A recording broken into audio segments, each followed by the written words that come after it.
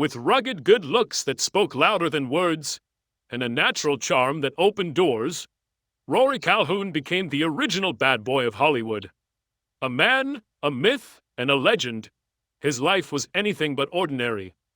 Buckle up as we dive into the fascinating and ultimately tragic story of this unforgettable star. Born Francis Timothy McCown. Bet you've never heard that name before. Rory Calhoun's journey from troubled youth to Hollywood icon is nothing short of remarkable. His early years in Santa Cruz, California, were steeped in hardship. As the son of a notorious professional gambler, his childhood lacked stability. Comfort to him safety, by the age of 13, Calhoun had already run into serious trouble. After stealing a revolver, he was sent to the California Youth Authority's Preston School of Industry, and he chalked up his early crimes to his harsh upbringing. But either way, his path was already veering off course. Still, Calhoun had a spark. Even through the setbacks, he carried a raw determination to rise above his circumstances. After serving his sentence, he made a painful but necessary decision. He left home at just 17 to escape a life of abuse. What followed was a rough and lawless chapter. With nothing to his name but emotional scars and bad habits, he fell deeper into crime, hot-wiring cars, committing petty theft, and eventually robbing jewelry stores. He even crossed state lines in a stolen vehicle, which finally led to a federal prison sentence.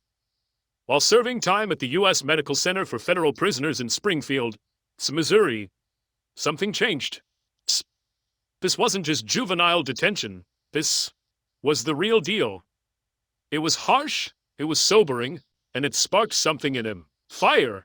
A decision to do better by the time he was released.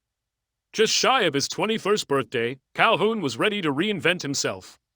He threw himself into honest work, doing everything from mechanic and logger in California's redwoods, to miner in Nevada, cowboy in Arizona, and even stints as a fisherman, truck driver, crane operator, and forest firefighter.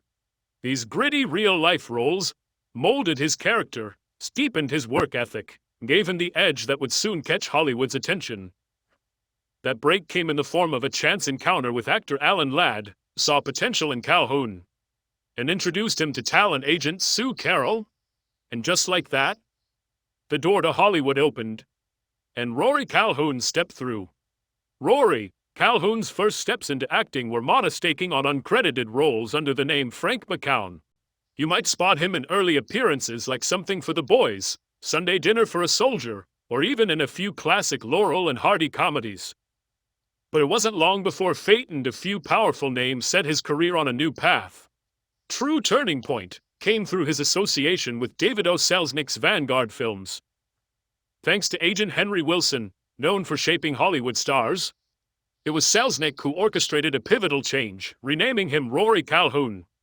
But this wasn't just about marketing, it symbolized a fresh start, a rebirth of sorts. For a man determined to leave his troubled past behind. Under Selznick's guidance, Calhoun was groomed for stardom. He was given acting lessons, screen tests, and even public appearances designed to craft a persona the public would gravitate toward. One of his earliest and most glamorous outings was as Lana Turner's escort at the premiere of Hitchcock's Spellbound, a red carpet moment that caught the attention of both the media and the media. Selznick's naming strategy was intentional. He chose Rory because Calhoun was a Leo, a lion, roaring with strength and charisma. For the surname, options like Donahue or Callahan were considered, but Calhoun ultimately stuck. Sounded strong, memorable, marketable, but just. As things were taking off, Calhoun's career hit a bump. In 1945, he was arrested again after a run-in with a detective, an incident described as involving a lot of physical contact. His tough personality caught up with him, and he served another year in prison. This could have ended a lesser actor's career, but not Rory Calhoun's. After his release, he was loaned out to other producers for projects like The Red House with Edward G. Robinson and Adventure Island with fellow Selznick contract star Rhonda Fleming. These performances showcased his range and helped keep his career afloat during a challenging period. Then came the big break. In 1950, Calhoun signed a 7-year contract with 20th Century Fox, a move that marked a turning point in his professional life. Reflecting on the downtime during his contract transition, Calhoun once joked it felt like a long vacation with pay. Now fully back in the spotlight, Calhoun began building momentum. In A Ticket to Tomahawk, he charmed audiences with his screen presence. He followed that with a supporting role in I'd Climb the Highest Mountain, opposite Susan Hayward, winning hearts with a performance that had fans and critics alike talking. He continued his rise with a standout role in Meet Me After the Show alongside Betty Grable, demonstrating not just acting ability, but undeniable on-screen chemistry. His real breakthrough, though, came in the Western genre, where his rugged persona fit like a glove. His performance in Rogue River laid the foundation for a series of westerns that would come to define much of his career. Films like The Silver Whip with Dale Robertson and Robert Wagner and Powder River with Corinne Calvet established him as a leading man who could carry a film with strength, subtlety, and style. He reached co-star status in With a Song in My Heart, once again acting opposite Susan Hayward, and then in Way of a Gaucho alongside Gene Tierney, directed by Jacques Turner. These films allowed him to showcase his emotional range, adding complexity to the tough guy image he was becoming known for. Throughout the 1950s and into the 60s, Rory Calhoun became a staple of American cinema. He brought grit to westerns, depth to dramas, and an undeniable charisma to every role. Whether he was playing a hero or a flawed anti-hero, Calhoun captivated audiences. Carving out a lasting legacy in Hollywood's golden age, Rory Calhoun brought something special to the Western genre: authenticity and grit qualities that resonated deeply with both critics and fans. While many initially pigeonholed him as fit only for rough, rugged roles, Calhoun silenced doubters with a surprising and charming turn in the romantic comedy How to Marry a Millionaire, playing the love interest of Betty Grable. Audiences were shocked. Was this really the same cowboy? The performance proved that Calhoun could do more than shoot straight. He could win hearts too. He continued to challenge expectations with his role in River of No Return, sharing the screen with Marilyn Monroe and Robert Mitchum. As the second male lead, Calhoun not only held his own, but enhanced the film's star power, proving his value in ensemble casts. After his time with 20th Century Fox came to a close, Calhoun entered a new phase as a freelance actor, finding a creative home at Universal Studios. Here he starred in films like The Yellow Tomahawk and A Bullet Is Waiting, which cemented his standing as a reliable and compelling lead in action-packed dramas. One of his standout performances during this era was in The Looters, where he starred opposite Julie Adams in a high-stakes tale of survival in the Rocky Mountains.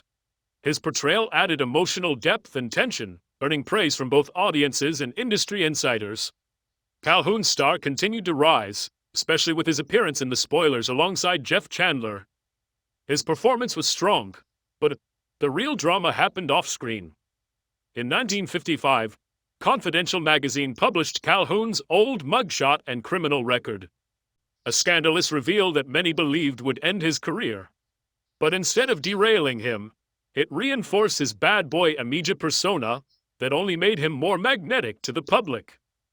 What was meant to be a takedown became a launching pad for his next act. With the spotlight now burning even brighter, Calhoun received new and exciting offers. He starred as a boxer and champion on Climax, and took on a leading role in The Treasure of Pancho Villa for RKO. These films not only broadened his resume, but also highlighted his ability to carry different genres beyond westerns. Back at Universal, he continued his hot streak with Red, Sundown, and Raw Edge. But Calhoun wasn't content with just acting. He turned to writing, penning the story for Shotgun, produced by Allied Artists. Critics were stunned. Behind the brawny screen persona was a sharp creative mind. Few knew that Calhoun was also a novelist. Titles like The Man from Padera and Shadow revealed a deeper, more introspective side to the actor, further reshaping public perception. He wasn't just a screen tough guy. He was a storyteller. In 1956, Calhoun made another bold move. He negotiated an exit from his Universal contract. Far from impulsive, this was a calculated decision.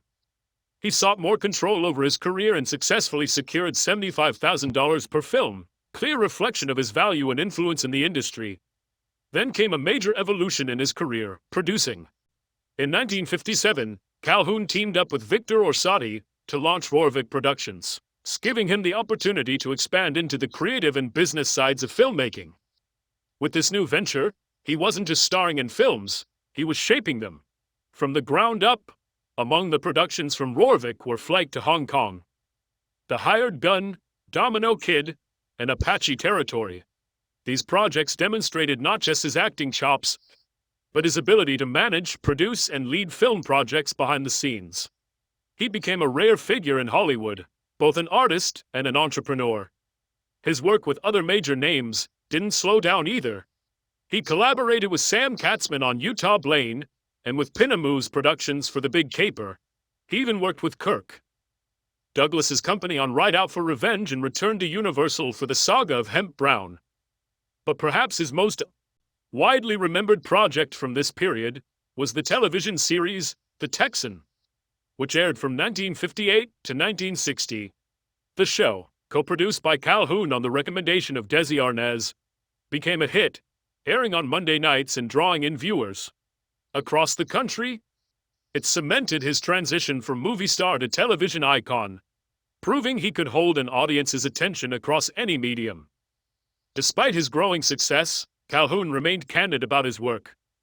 In a 1959 interview, he admitted that, in his opinion, only 2 of his films with A Song in My Heart and How to Marry a Millionaire were truly high quality. The rest, terrible, he said with a laugh. That honesty, paired with his undeniable work ethic, gave Calhoun a reputation as one of the most grounded stars of his time. Rory Calhoun's ability to reflect on his work with self-awareness was rare in Hollywood. His candid admission that only a handful of his films, and his own standards, showed a level of humility and critical insights, further proof of his commitment to growth and excellence in a career that spanned decades. Even as he aged, Calhoun's creative fire didn't fade. He continued writing screenplays, contributing behind the scenes, and exploring new ways to tell stories. Actor, writer, producer, his multi-dimensional career left a deep imprint on the entertainment industry. After The Texan wrapped in 1960, Calhoun wasn't ready to slow down. He kept pushing forward, choosing projects that showcased his versatility. Across film and television, that same year, he starred in Thunder in Carolina, another box office success that proved he still had drawing power. He also made the rounds on the small screen, appearing in legendary series such as Gunsmoke, Death Valley Days, Zane Grey Theater, and Bonanza. At the time, many didn't realize it, but these appearances were Calhoun's way of cementing his place as a household name in American television. But he had bigger ambitions. Now a national icon, Calhoun set his sights on something greater: international stardom. His global ventures took him across Europe. In Spain, he starred in The Colossus of Rhodes, a film directed by none other than Sergio Leone. He then traveled to Britain for The Treasure of Monte Cristo, to Italy for Marco Polo. With these roles, Calhoun transformed into an international celebrity, unafraid of new languages, cultures, and styles of filmmaking. Returning to the U.S., he hit the ground running, collaborating with producer A.C. Lyles. He appeared in several films, including The Young and the Brave, Young Fury, Apache Uprising. Each role highlighted his enduring relevance and acting range, even as trends shifted in the industry. And a surprising twist: Calhoun was almost cast in one of the most iconic TV roles of the 1960s, James West in The Wild Wild West. Though he screen-tested for the part, producers ultimately chose Robert Conrad, a decision that reportedly stirred some controversy. Some claimed Calhoun was merely being used as a fallback, while others believed producers were hesitant about his past. Still, rejection was nothing new to Rory Calhoun, and once again, he didn't let it stop him. Through the 1970s and 1980s, Calhoun kept working. From appearances in cult TV shows like Rawhide, Gilligan's Island, Hawaii Five-0, Alias Smith and Jones, and Starsky and Hutch, two roles in European films like Our Men in Baghdad and The Emerald of Artat, Calhoun proved he was an actor with global appeal, one who could slip into any setting and still shine. One major milestone during this later era was his regular role on the soap opera Capital in 1982. Initially reluctant to take it, Calhoun was convinced by families, especially after turning down a part on CBS's hit series Dallas, which he later regretted. On Capital, he showed that he could adapt to long-form storytelling, connecting with audiences not just weekly but daily. Even as newer generations came along, Calhoun managed to capture the attention of cult film fans. Roles in offbeat movies like Night of the Lepus, Motel Hell, Angel and its sequel Avenging Angel, Hell, and Hell Comes to Frogtown introduced him to a brand new fanbase. These roles weren't typical, but that was the point. He never played it safe. His willingness to explore weird, quirky, or even absurd characters added color and complexity to his filmography. These films gained cult status. In doing so, they immortalized Calhoun for generations to come. No longer just a rugged cowboy or romantic lead, he became something more, a symbol of staying power, adaptability, reinvention. But even legends have secrets and sacrifices. Perhaps one of the most remarkable, but lesser-known parts of his legacy was his alleged role in protecting the public image of Rock Hudson, one of Hollywood's biggest stars. According to rumors and insiders, Calhoun may have allowed his own scandalous past to resurface in the press, to distract from rumors surrounding Hudson's personal life.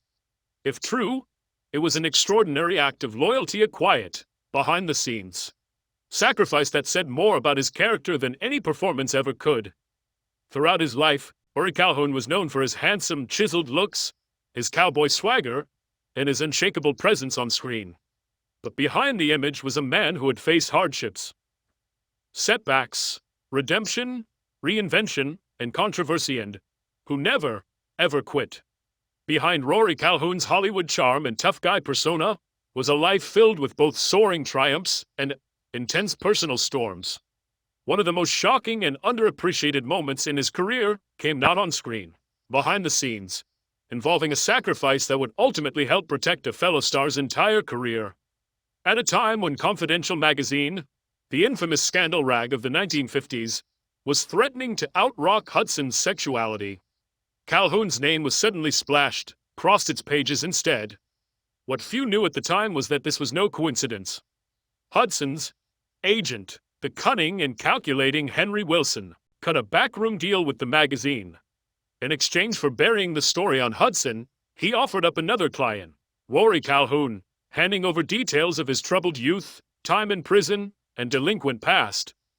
Whether Calhoun agreed to this or not remains unclear, but the result was devastatingly clear. Calhoun's mugshot made headlines, and his reputation as a bad boy was solidified forever. A career-ending scandal.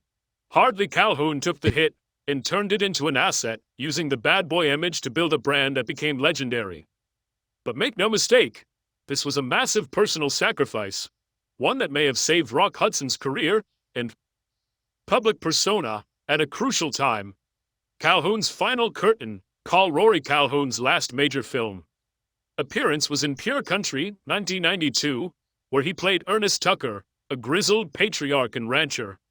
It was a fitting final role, a character that embodied everything Calhoun had become: wise, weathered, and undeniably strong.